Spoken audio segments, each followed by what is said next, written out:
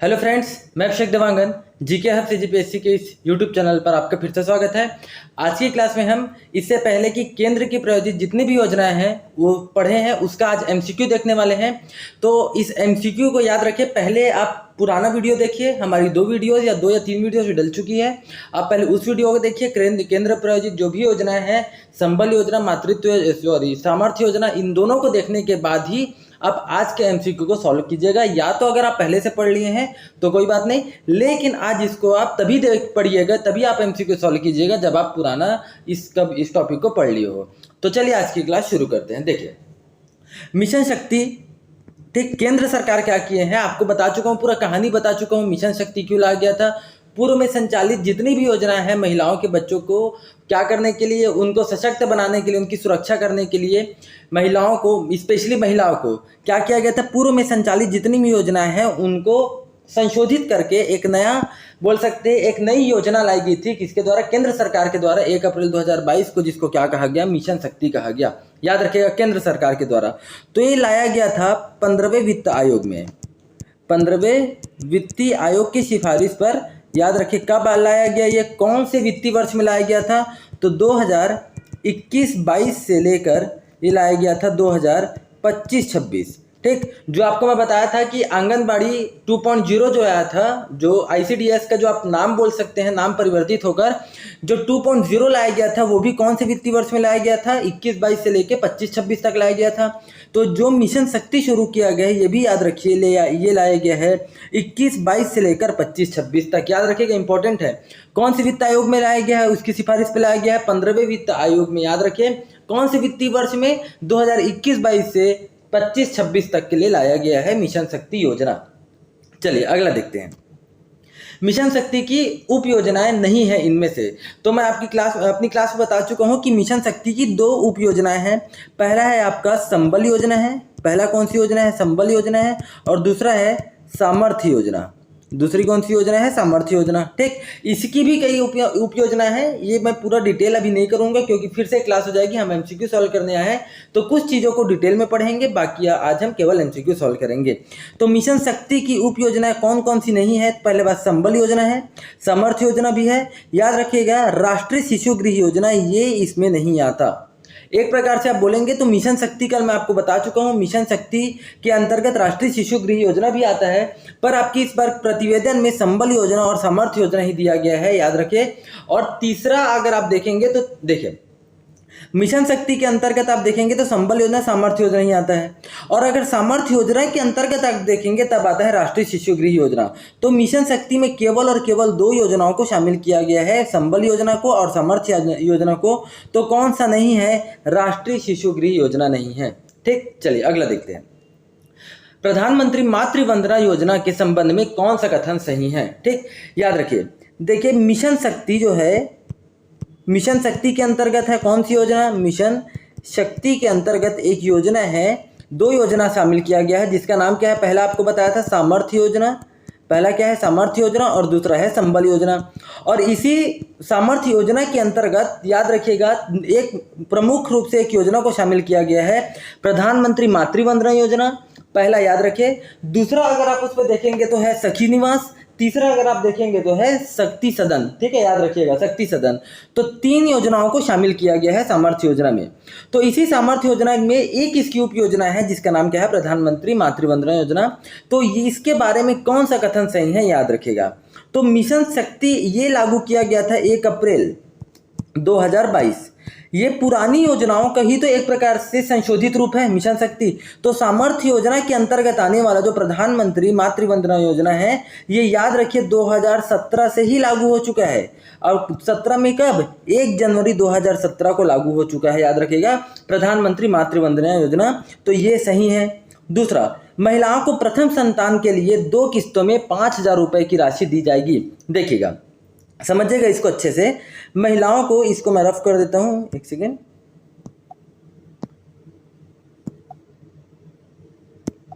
देखिए, अगर हम बात करेंगे महिलाओं की, तो महिलाओं को प्रथम संतान अगर हो रहा है, याद रखिएगा प्रथम संतान, तो प्रथम संतान होगा तो इसमें एक शर्त है कि वो प्रथम जो संतान है, जो बच्चा हो रहा है, वो जीवित होना अनिवार्य है। ठीक है, अगर बच्चे की मृत्यु हो जाएगी तो फिर उस महिला को इसका लाभ नहीं मिलेगा। तो जीवित होना जरूरी है। तब उसको याद रखिए 2 किस्तों में उनको कितना दिया जाएगा, 5,000 रुपये की राशि दी जाएगी 2 किस्तों में। ठीक, देखिए मैं पूरा डिटेल नहीं बता रहा हूँ, जब यहाँ पर विकल्प आएगा उसी विकल्प को मैं डिस्क्राइब करूंगा। अगर आपको पूरा डिटेल देखना है तो आप वीडियो को देख लीजिएगा। 2 किस्तों में दिया जाएगा। लेकिन यहाँ पर मैं क्या बोला हूँ, जीवित संतान। तो क्या महिलाओं को प्रथम संतान के लिए 2 किस्तों में 5,000 रुपये दी जाएगी? ये बोलने में तो देखने में तो सही लग रहा है, लेकिन याद रखिएगा यहाँ पर जीवित शब्द का यूज नहीं हुआ है, इसलिए ये क्या हो जाएगा, गलत हो जाएगा। ये सही है पहला, दूसरा है गलत। तीसरा, दूसरी संतान होने पर एक मुश्त राशि 6,000 रुपये दी जाएगी। और दूसरा आपको क्या बताया था कल, दूसरी अगर संतान होती है तो दूसरी संतान याद रखिएगा केवल और केवल बालिका होना अनिवार्य है। बालिका होना, लड़की होना, यहाँ पर लड़का लड़की दोनों चल जाएंगे, बालक बालिका, लेकिन दूसरी संतान बालिका होना जरूरी है। और अगर बालिका होती है दूसरी संतान तो उनको एक ही किस्त में उनको कितना दे दिया जाएगा, 6,000 रुपये महिला को दिया जाएगा। तो यहाँ पर क्या दूसरी संतान के रूप में बालिका शब्द का यूज हुआ है क्या? नहीं, कि संतान बस बोले तो संतान में तो बालक और बालिका दोनों आते हैं, इसलिए तीसरा विकल्प भी क्या हो जाएगा, गलत हो जाएगा। ठीक, अगला देखते हैं। इस योजना के तहत लक्षित लाभार्थी गर्भवती महिला, स्तनपान कराने वाली महिला तथा किशोरी महिला होंगी। याद रखिएगा इस योजना के अंतर्गत केवल और केवल जो इस योजना का लाभ लेंगी वो है गर्भवती महिला है और स्तनपान कराने वाली महिला ही है, बस। किशोरी महिला इसका लाभ नहीं लेंगी। याद रखिएगा किशोरी महिला इसका लाभ नहीं लेंगी, तो ये भी क्या हो जाएगा, गलत। तो इसका आंसर है केवल और केवल 1।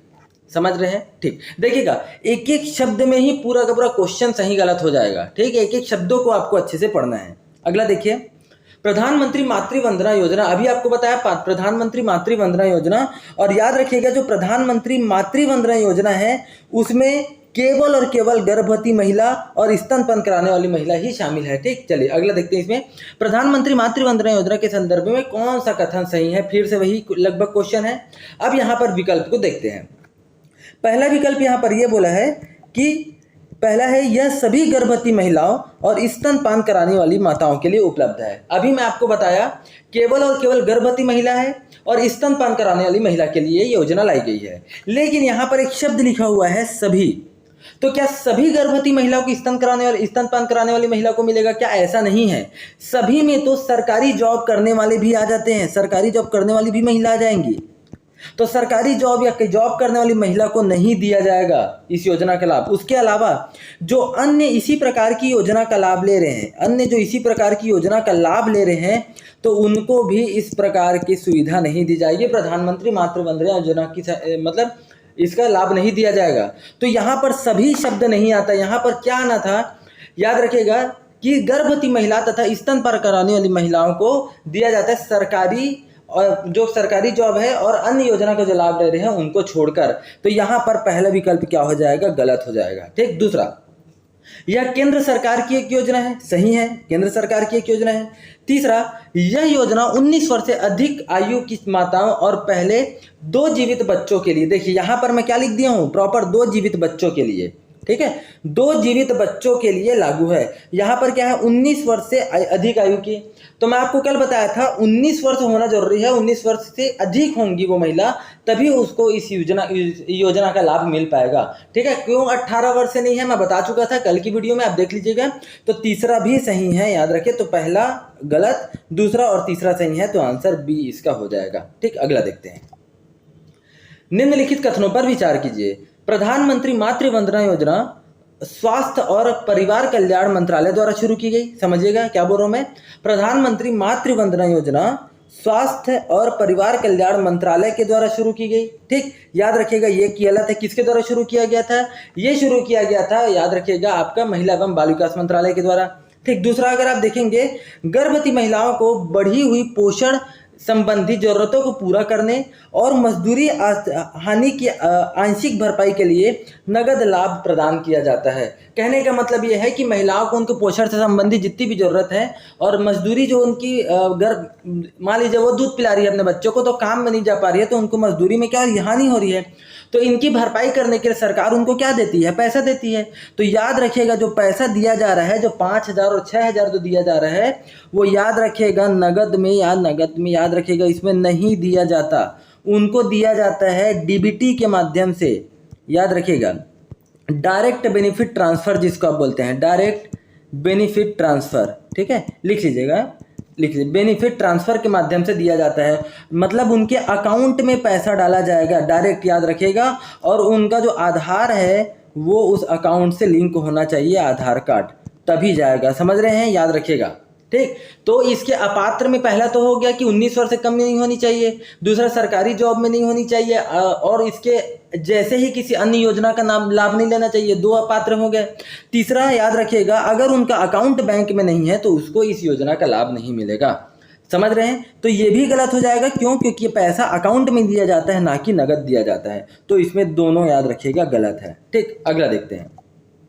मिशन शक्ति के अंतर्गत जो महिला सशक्तिकरण केंद्र, कल आपको मैं बताया था, महिला सशक्तिकरण केंद्र याद रखिएगा, एक तो होगा राज्य स्तर पर राज्य महिला सशक्तिकरण केंद्र, और एक होगा जिला स्तर पर जिला महिला सशक्तिकरण केंद्र, ये होगा, याद रखिए। ठीक, ये क्या करेंगी, जो मिशन शक्ति है उसकी योजनाओं को अच्छे से संचालित करेंगी, उनको फॉलोअप करेंगी, उनका समन्वय करेंगी, उनको लागू कराने की कोशिश करती है कौन? राज्य और जिला महिला सशक्तिकरण केंद्र। तो जो जिला स्तर पर जो जिला सशक्तिकरण केंद्र खोला गया है उसमें कितने पदों का प्रावधान किया गया, कल बताया था, तो याद रखिएगा इसमें 8 पदों का प्रावधान किया गया है। तो आंसर होगा इसका डी, विकल्प डी होगा, याद रखिएगा। 8 पदों का प्रावधान किया गया है प्रत्येक जिले के महिला सशक्तिकरण केंद्र में। ठीक, चलिए अगला।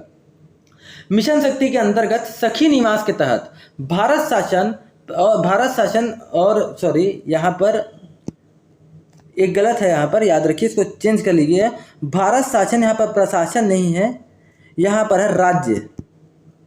भारत शासन व राज्य शासन के अंशदान का कितना अनुपात है, मतलब देखा जाए तो मिशन शक्ति बता चुका हूँ आपको। मिशन शक्ति के अंतर्गत जो भी सखी निवास कार्यक्रम चलाया जा रहा था सामर्थ्य योजना के अंतर्गत, तो इसके अंतर्गत जो अंशदान है, जो भी खर्चा होगा उसमें केंद्र सरकार, याद रखिएगा, उसमें केंद्र सरकार 60% खर्च करेगी और राज्य सरकार उसमें करेगी 40%। तो रेशियो कितना है? 60:40 का है। किसके अंतर्गत? याद रखिएगा, सखी निवास के अंतर्गत। और इसमें भी याद रखिएगा, जो शक्ति सदन, सखी निवास के साथ साथ जो शक्ति सदन सामर्थ्य योजना के अंतर्गत आने वाली उप योजना, शक्ति सदन में भी अंशदान कितना % है, कितना अनुपात है? 60:40 का है। ठीक है, मतलब दोनों में, शक्ति सदन और सखी निवास दोनों में कितना अनुपात है? 60:40 का। ठीक, अगला देखते हैं। सखी निवास के संबंध में सही क्या है? ठीक है, सखी निवास बता चुका हूं, सखी निवास क्या है। देखिए, सखी निवास का मतलब है कि कामकाजी जो महिला है, जो बाहर में रह रही है, उनको एक हॉस्टल प्रोवाइड कराना, रहने की एक स्थान देना। नाम से समझ आ रहा है, निवास, सखी निवास। ठीक है, तो भारत सरकार इसको क्या करती है, इस योजना के तहत भारत और राज्य सरकार मिलकर क्या करती है, एक हॉस्टल का निर्माण करती है। आप ऐसा समझिए। तो इसके संबंध में कौन सा कथन सही है, पढ़ने के बाद बनाइएगा इसको। देखिए, पढ़ने के बाद मतलब पुरानी वीडियो पढ़ने के बाद। परिवार से दूर रहने वाली कामकाजी महिलाओं, जॉब ट्रेनिंग महिलाएं इसमें शामिल है, सही है। परिवार से जो दूर रहती है महिलाएं, या जो जॉब कर रही है या जो ट्रेनिंग कर रही है, वैसी महिलाएं क्या करती है, सखी निवास में जाकर रहती हैं। ठीक है, मतलब उनको ये लाभ मिल रहा है। दूसरा, इसमें स्कूल शिक्षा तथा उच्च शिक्षा प्राप्त करने वाली बालिकाएं भी शामिल है यहाँ। अब आप समझिए, यहाँ पर लिखा हुआ है स्कूल शिक्षा। ठीक, यहाँ इस सखी निवास में स्कूल शिक्षा मतलब जो 12वीं तक के जो पढ़ रहे हैं, जो बालिका जो है, वो इस सखी निवास में जाकर नहीं रह सकती। तो उच्च शिक्षा मतलब अगर आप मान लीजिए कॉलेज कर रहे हैं, हायर एजुकेशन में है, तब तो आप जाकर इस सखी निवास में रह सकते हैं। लेकिन अगर आप स्कूल पढ़ रहे हैं, स्कूल में पढ़ रहे हैं कोई ये बालिका, तो जाकर सखी निवास में नहीं रह सकती। तो दूसरा विकल्प हो जाएगा गलत। ठीक, तीसरा, यह छत्तीसगढ़ के 4 जिलों में संचालित है, बिल्कुल सही है। और वो 4 जिले कौन कौन से हैं, याद रखिएगा, रायपुर है, बिलासपुर है, धमतरी है और रायगढ़ है। तो कौन कौन से 4 जिलों में मिशन शक्ति योजना है, याद रखिए, सॉरी मिशन शक्ति बोल रहा हूँ। सखी निवास कौन कौन से हैं? रायपुर में है, बिलासपुर में है, धमतरी में और रायगढ़ में, ये भी सही है। और इन चारों जिलों में मिलाकर कुल 6 सखी निवास है हमारे छत्तीसगढ़ में। ठीक है, चारों जिलों में ही मिलाकर हमारे छत्तीसगढ़ में टोटल 6 सखी निवास है। तो ये भी सही है।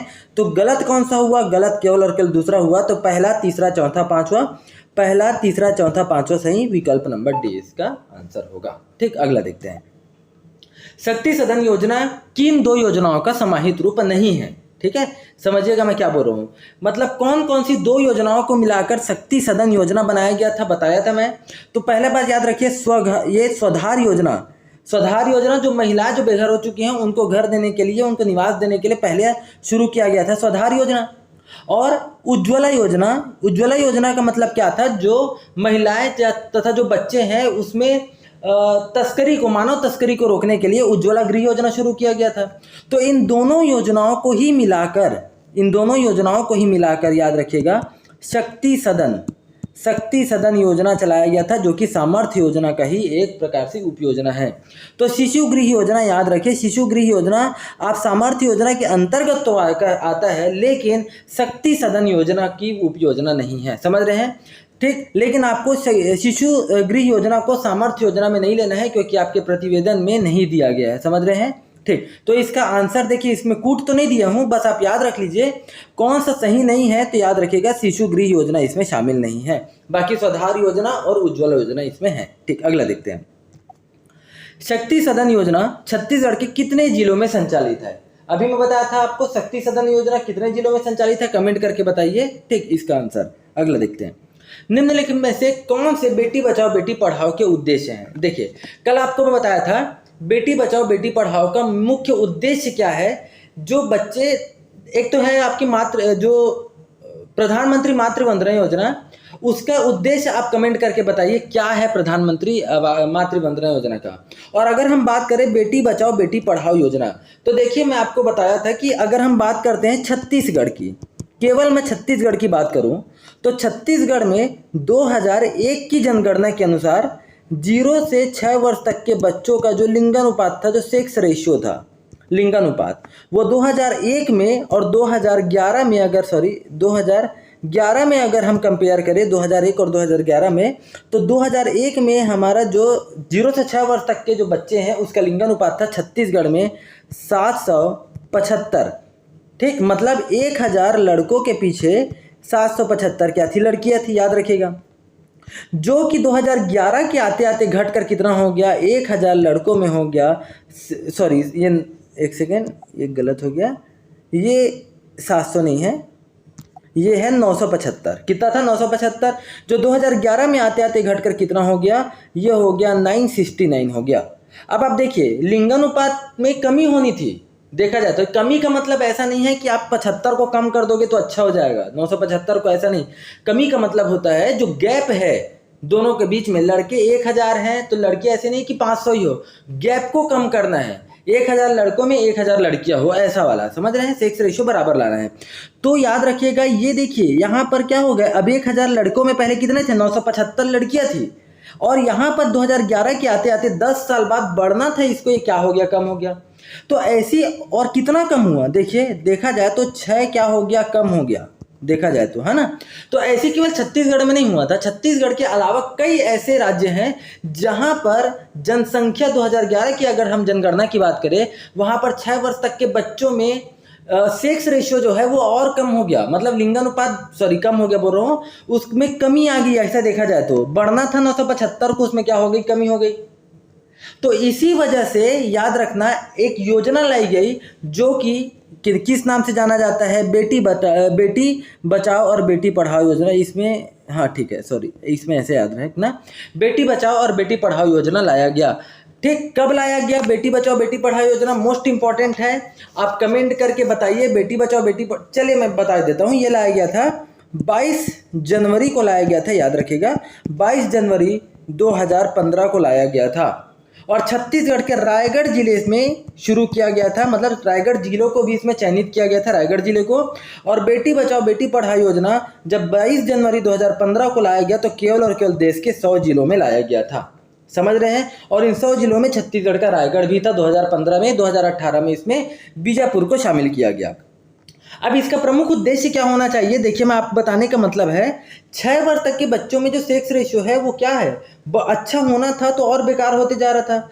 तो इसके पीछे का रीजन क्या हो सकता है, उद्देश्य क्या हो सकता है, उद्देश्य हो सकता है कि मतलब प्रसव से पहले लिंग का क्या कर लेते हैं, पता कर लेते हैं कि लड़का है कि लड़की, और क्या कर देते हैं, भ्रूण हत्या जैसी बोल सकते हैं, पाप कर बैठते हैं। पाप मतलब बोल सकते हैं अपराध करते हैं, ठीक है। तो इन सब को दूर करना, बच्चों में शिक्षा को, जैसे मान लीजिए लड़की हो गए जो भी है, तो उनमें शिक्षा को सुनिश्चित करना, उनकी सुरक्षा करना, इसी सब के लिए लाया गया था बेटी बचाओ बेटी पढ़ाओ योजना। तो पहली बात, इसका उद्देश्य क्या होगा? कन्या भ्रूण हत्या को रोकना, सही है। बालिका की शिक्षा को सुनिश्चित करना, स्वाभाविक नाम ही है बेटी बचाओ बेटी पढ़ाओ। अब बचाव है मतलब इनकी सुरक्षा सुनिश्चित करना, ये भी सही है। याद रखिएगा, बाल विवाह को रोकना इस योजना का उद्देश्य नहीं है।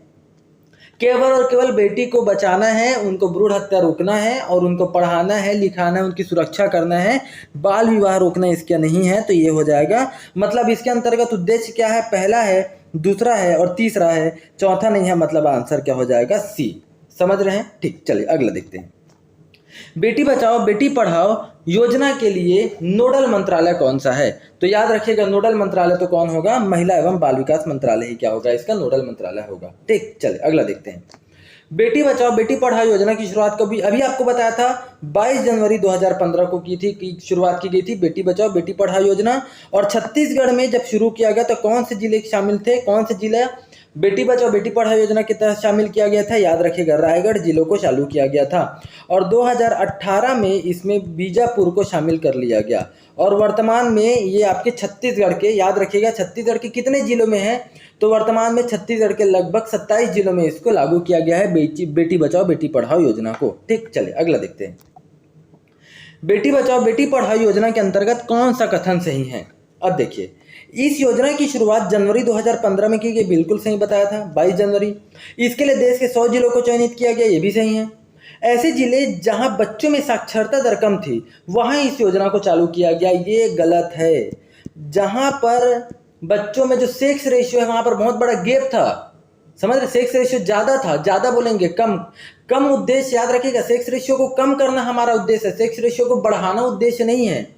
याद से लिख लीजिए, आप हमेशा यहाँ पर गलती कर दोगे अगर आपको दे दिया जाए इसका उद्देश्य क्या है कि लिंगानुपात को कम करना दे दिया जाए तो सही है। ये कम करना मतलब जो गैप आ रहा है उसको कम करना, समझ रहे हैं? ठीक, तो अगर क्वेश्चन तीसरा क्या हो जाएगा? तीसरा भी इसके लिए गलत हो जाएगा। क्यों?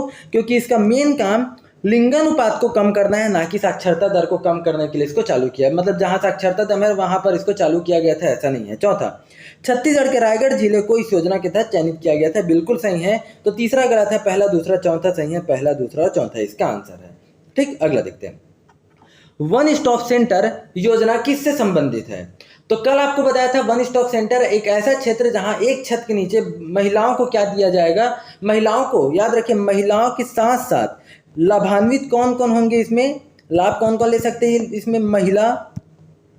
महिला के साथ साथ किशोरी भी, ठीक है, किशोरी बालिका जिसकी उम्र 18 वर्ष से कम है वो भी इसका लाभ ले सकती है। तो महिला में सभी आ जाएंगे, चाहे वो विधवा हो, चाहे वो, याद रखिएगा, अविवाहित हो, विवाहित हो, किसी भी प्रकार से संकट में हो, कोई भी महिला और किशोरी, याद रखिए, इस योजना का लाभ, मतलब इस वन स्टॉप सेंटर में जा सकते हैं। जैसे एक एग्जाम्पल की बात है, देखिए कैसे समझिए। एक वन स्टॉप सेंटर खोला गया है, मान लीजिए सरकार के द्वारा यहाँ। अब यहाँ एक किसी महिला के ऊपर मान लीजिए हिंसा हो रही है, वो किसी भी प्रकार की, आप बोलिए डोमेस्टिक वायलेंस बोलिए, बाहर में अगर घर से बाहर अगर उनसे यौन उत्पीड़न हो रहा है, तस्करी हो रही है, अगर उनसे रेप की शिकायत, कुछ भी अगर महिला है उनसे अगर छेड़खानी हो रही है, अगर वो, याद रखिएगा, हिंसा से पीड़ित है, तो महिला कहाँ जाएंगी? वो जाएंगी सखी वन सेंटर में जाएंगी। अब सखी वन सेंटर में अच्छे से मैं समझिएगा मैं क्या बताना चाह रहा हूँ ना, इसको एक सेकेंड, ठीक, देखिए। अब सखी वन सेंटर में उनके लिए हर सखी वन सेंटर में 5 बेड बना रहता है। हर सखी वन सेंटर में कितना बेड बना रहेगा? केवल और केवल 5 बेड। मैं यहाँ पर ऐसे समझा रहा हूँ, समझिएगा। केवल हर, याद रखिएगा, प्रत्येक वन स्टॉप सेंटर मतलब सखी सेंटर में कितना बेड रहता है? 5 बेड की व्यवस्था रहेगी बस। ठीक, अब 5 बेड की व्यवस्था है, मतलब ऐसा तो नहीं कि कोई भी महिला आएंगी तो उसको हम जिंदगी भर सरकार रखेगी, ऐसा नहीं है। क्योंकि एक ये ऐसा सेंटर है जो महिलाओं को तत्काल कुछ समय के लिए अस्थायी रूप से क्या करता है? वो सुरक्षा प्रदान करती है। कौन? सखी वन स्टॉप सेंटर। तो 5 बेड रहेगा इन लोग के लिए, और यही क्या करते हैं फिर, अधिकतम जो सेंटर है वो महिला को अधिकतम 5 दिन तक यहाँ पर अस्थायी आश्रय देंगे। और ये 5 दिन के अंदर इनके लिए देखा जाएगा कि इस महिला को, जो महिला आई है, इस महिला को वो कहाँ पर जाकर सुरक्षित छोड़ सकते हैं। तो इसके लिए याद रखिएगा, एक प्रकार से आप बोल सकते हैं अलग अलग रूप में आश्रय गृह देखा जाता है कि महिलाओं को किसी भी जगह पर आश्रय गृह में ले जाए और वहाँ उनको आश्रय दे दिया जाए, ये सेंटर देखती है। तो जब महिला आती है तो उनके लिए याद रखिएगा 5 दिन तक के लिए केवल व्यवस्था रहता है एक सेंटर में, 5 बेड रहता है एक सेंटर में, और 5 दिन के अंदर उनके लिए किसी आश्रय गृह की व्यवस्था कराई जाती है। समझ रहे हैं? तो इस यहाँ पर मेनली क्या काम है, ये सब में क्वेश्चन बनता है। मेनली यहाँ पर क्या काम है, महिलाओं को सुरक्षा प्रदान करना एक छत के नीचे। ठीक, क्या राशन पानी दिया जाता है, क्या इसमें नहीं दिया जाता, क्या इसमें रोजगार दिया जाता है, क्या नहीं दिया जाता, इसमें कोई कौशल प्रशिक्षण नहीं दिया जाता, केवल और केवल याद रखिएगा महिलाओं को अनेक प्रकार की, मतलब पीड़ित महिलाओं को यहाँ पर सुविधाएं दी जाती हैं, सुविधाएं उपलब्ध कराना ही इसका उद्देश्य है। ठीक, चले अगला देखते हैं। देखिए अगला, सखी वन स्टॉप सेंटर। ठीक, किस मंत्रालय के तहत केंद्र सरकार की एक पूर्ण प्रायोजित योजना है? स्वाभाविक सी बात है, महिला एवं बाल विकास मंत्रालय। ठीक, अगला देखते हैं। सखी वन स्टॉप सेंटर की शुरुआत कब हुई? मैं आपको बताया था सखी वन स्टॉप सेंटर की शुरुआत देश में, याद रखिएगा सबसे पहले भारत में ही बात बता रहा हूँ ना, भारत में सर्वप्रथम इस सेंटर, याद रखिए सर्वप्रथम इस सेंटर की शुरुआत भारत में कहाँ पर हुई? रायपुर में की गई, रायपुर में की गई। और वो भी कब किया गया? रायपुर में 16 जुलाई 2015 को रायपुर में सबसे पहले सखी वन स्टॉप सेंटर खोला गया। समझ रहे हैं? तो रायपुर जो है देश का पहला राज्य है, देश का पहला ऐसा जिला है जहां पर वन स्टॉप सेंटर सखी खोला गया था। तो आंसर क्या हो जाएगा? 16 जुलाई 2015। ठीक, अगला देखते हैं। सखी वन स्टॉप सेंटर के अंतर्गत केंद्र और राज्य सरकारों का अंशदान कितना है? तो मैं अभी आपको बताया था, याद रखिएगा, सखी निवास, क्या बताया था? सखी निवास और इसके साथ साथ शक्ति सदन, सखी निवास और शक्ति सदन, ये दोनों में 60% केंद्र सरकार देती है और 40% देती है कौन? राज्य सरकार। मतलब 60:40 का बनता है। लेकिन अगर हम बात करते हैं सखी वन स्टॉप सेंटर, तो ये पूरी की पूरी याद रखिएगा केंद्र प्रायोजित योजनाएं हैं। तो मतलब इसमें 100% पैसा केंद्र सरकार देगी और राज्य सरकार एक भी नहीं दे लगाती है, एक भी अंशदान नहीं रहता। तो 100% केंद्र और 0% राज्य सरकार। ठीक, आंसर है चौथा डी। अगला है, महिला और बाल विकास मंत्रालय लिंग आधारित हिंसा से पीड़ित भारतीय महिलाओं को सुरक्षा या सहायता प्रदान करने के लिए भारत के अलावा कितने देशों में वन स्टॉप सेंटर स्थापित करेगा? इंपॉर्टेंट क्वेश्चन है। देखिए, आपके भारत के सभी जिलों में बोल सकते हैं क्या है, सखी वन स्टॉप सेंटर है, जो क्या करते हैं? महिलाओं को सुरक्षा देती है। महिलाओं को क्या करती है? सुरक्षा देती है, सभी प्रकार की सुरक्षा दे रही है वो। तो क्या महिलाओं को सुरक्षा केवल भारत में दिया जाएगा? ऐसा नहीं है। महिलाओं को जो, देखिए भारतीय महिलाओं की बात कर रहा हूँ ना, भारतीय महिलाओं को वो सुरक्षा सहायता प्रदान करना भारत में नहीं, भारत के अलावा भी कई देशों में भारतीय महिलाओं को सुरक्षा प्रदान की जा रही है। तो कितने देशों में दी जा रही है सुरक्षा? सखी वन स्टॉप सेंटर की सुरक्षा दी जा रही है, याद रखिएगा 10 देशों में दी जा रही है, मतलब भारत के अलावा। तो दूसरा इसका विकल्प सही हो जाएगा, भारत के अलावा 10 अन्य देशों में सखी वन स्टॉप सेंटर अपनी सुविधा दे रही है या महिलाओं को सहायता प्रदान कर रही है। ठीक, अगला देखिए, थोड़ा सा इसमें नंबरिंग जो है गलत हो गया, आप उसको संभाल लीजिएगा। सखी वन स्टॉप सेंटर वर्तमान में छत्तीसगढ़ के कितने जिलों में संचालित है? तो याद रखिएगा, जो सखी वन स्टॉप सेंटर है वो वर्तमान में 27 जिलों में है, 27 जिलों में है, समझना इसमें। लेकिन अगर इनको बोला जाए कि खुद के भवन में, खुद का जो भवन लेकर इसको संचालित कर रहे हैं, जिसमें सरकार का खुद का भवन है, उसमें केवल और केवल 4 जिलों में संचालित है। और वो 4 जिले कौन कौन से जहां पर खुद का यहाँ पर भवन है, जहां पर किसका? सखी वन स्टॉप सेंटर का। तो यहाँ पर कौन कौन से हो जाएंगे? रायपुर, सरगुजा, बस्तर और दुर्ग, कल बता चुका हूँ। और किराए यहाँ पर जो भवन है, जो निर्माणाधीन भवन है, मतलब सखी वन स्टॉप सेंटर का भवन जो अभी बन रहा है, जैसे यह बनकर कंप्लीट हो गया 4 जिलों में, यहाँ पर खुद चल रहा है, तो 5 जिलों में निर्माणाधीन है। और 5 जिले कौन कौन से हैं? बालोद है, बेमेतरा, रायगढ़, सूरजपुर और सुकमा, ये 5 जिलों में। तो क्या 5 + 4 9, क्या केवल 9 जिलों में ही छत्तीसगढ़ में सखी वन स्टॉप सेंटर चल रहा है क्या? नहीं, बाकी जगह में किराए से चलाया जा रहा है, किराए का भवन लेकर। ठीक है, तो वर्तमान में 27 जिलों में है सखी वन स्टॉप सेंटर। अभी वर्तमान में छत्तीसगढ़ के 27 जिलों में संचालित किया जा रहा है। अगला देखते हैं, छत्तीसगढ़ के कौन से जिले में सखी वन स्टॉप सेंटर स्वयं के भवन पर संचालित हो रहा है? तो अभी आपको बताया स्वयं के भवन पर रायपुर है, सरगुजा है, बस्तर है और दुर्ग है। रायपुर, सरगुजा, बस्तर और दुर्ग, तो आंसर है चौथा। ठीक, अगला देखते हैं, बेटी बचाओ बेटी पढ़ाओ योजना का प्रमुख उद्देश्य क्या है?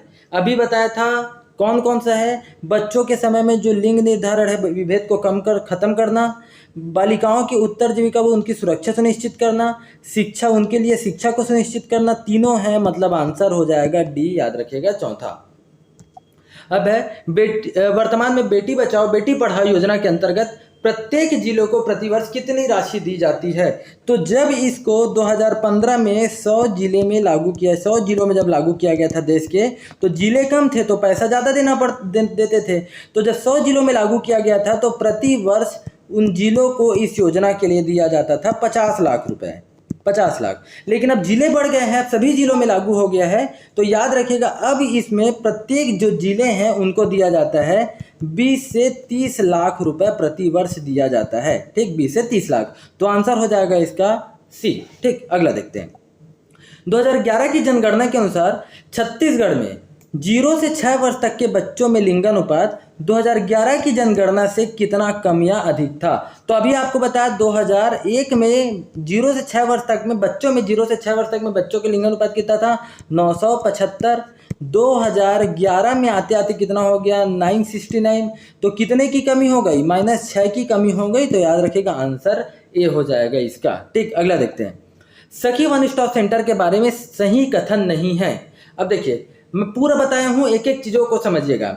यह पीड़ित महिला को न्यूनतम 5 दिन की अस्थायी आश्रय देता है। मैं अभी आपको बताया था 5 दिन का अस्थायी आश्रय देंगे, समझते जाइएगा, शब्दों का खेल है यहाँ पर। ठीक है, दूसरा, सेंटर में 5 बेड की व्यवस्था रहती है। ठीक, मैं अभी आपको मैप से बताया, इससे डायग्राम से बताया था।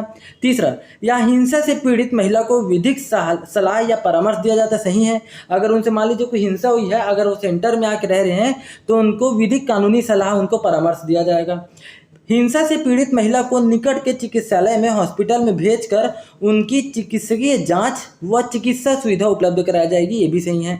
तो जब ये चारों सही है तो फिर गलत कहाँ पर है? तो गलत है यहाँ पर, क्योंकि मैं आपको बोला था कि किसी सखी वन स्टॉप सेंटर में मैक्सिमम अधिकतम 5 दिन तक उनको रोकेंगे। अधिकतम, मिनिमम 5 दिन नहीं बोला था। ठीक है, मिनिमम 5 दिन नहीं है ये, अधिकतम मतलब 5 दिन से ज़्यादा नहीं रोक सकते। और न्यूनतम की बात करेंगे तो अधिकतम आप कितनों दिन रोक सकते हैं, न्यूनतम आपको 5 दिन रोकेंगे, ये ऐसा है। तो याद रखिएगा मिनिमम नहीं है यहाँ पर, ये है अधिकतम। तो आंसर हो जाएगा ए, ये गलत है। ठीक, अगला देखते हैं, महिला हेल्पलाइन टोल फ्री नंबर निम्न में से कौन सा है? अगर किसी भी महिला के साथ मान लीजिए हिंसा की घटना हो रही है तो कौन से नंबर पर कॉल किया जाएगा? हेल्पलाइन नंबर है, याद रखिए 181 है, याद रखिएगा 181। कमेंट करके बताइए। देखिए 102 की 112 भी आपको बता दिया, पुलिस लाइन वाला है। आप कमेंट करके बताइए 102 और 108 कौन कौन सा हेल्पलाइन नंबर है, मतलब कहाँ पर, अगर आप ये कौन से जगह पर अगर आप 102 और 108 लगाएंगे तो कौन सा हेल्पलाइन नंबर है आपको बताइए है कमेंट करके। अगला है महिला हेल्पलाइन नंबर, जो टोल फ्री नंबर जो लागू किया गया था 181, वो उसकी शुरुआत कब हुई? तो उसकी शुरुआत होती है 2016 से। मैं पूरा डिटेल बता चुका हूँ ना, याद रखिए। चलिए अगला देखते हैं, संबल योजना का प्रमुख उद्देश्य है। फिर आया, अब देखिए कल 2 चीज़ें पढ़े थे, परसों संबल योजना पढ़े थे और दूसरा पढ़े थे सामर्थ्य योजना। तो संबल योजना का प्रमुख उद्देश्य क्या है? महिलाओं को सुरक्षा देना तथा उनको संरक्षित मतलब संरक्षण देना, ये उसका प्रमुख उद्देश्य है। और सामर्थ्य योजना का उद्देश्य था महिलाओं में सशक्तिकरण या महिलाओं को सशक्त बनाना, ये इसका प्रमुख उद्देश्य था। अगर संबल योजना का प्रमुख उद्देश्य पूछ दिया जाए तो क्या है? महिलाओं को सुरक्षा और संरक्षण देना, आंसर ये हो जाएगा। सशक्तिकरण ये है, सामर्थ्य योजना का है। और जीवन शैली में सुधार करना तो है ही नहीं, और ये भी नहीं रहेगा, तो पहला आंसर हो जाएगा ए। चलिए अगला, संबल योजना की उप योजनाएं नहीं है। ठीक, तो संबल योजना की बता चुका हूँ। संबल योजना की कौन कौन सी उप योजना है? पहला है बेटी बचाओ बेटी पढ़ाओ योजना है, महिला हेल्पलाइन नंबर है और सखी वन स्टॉप सेंटर, ये 3 है। तो कौन से नहीं है? सखी निवास, क्योंकि सखी निवास, शक्ति सदन और प्रधानमंत्री मातृ वंदना योजना ये आता है सामर्थ्य के अंतर्गत। ठीक, तो उम्मीद कर रहा हूँ आपको ये सभी चीज़ें समझ में आ रही होंगी। नहीं आ रही होंगी, नहीं समझ आ रहा होगा तो एक बार वीडियो देखिए, बार बार देखिए, उसके बाद आपको पूरा समझ में आ जाएगा। कोई भी अगर डाउट हो तो कमेंट करके बताइएगा। वीडियो अगर पसंद आए तो वीडियो को लाइक कीजिए, चैनल को सब्सक्राइब कीजिए। धन्यवाद।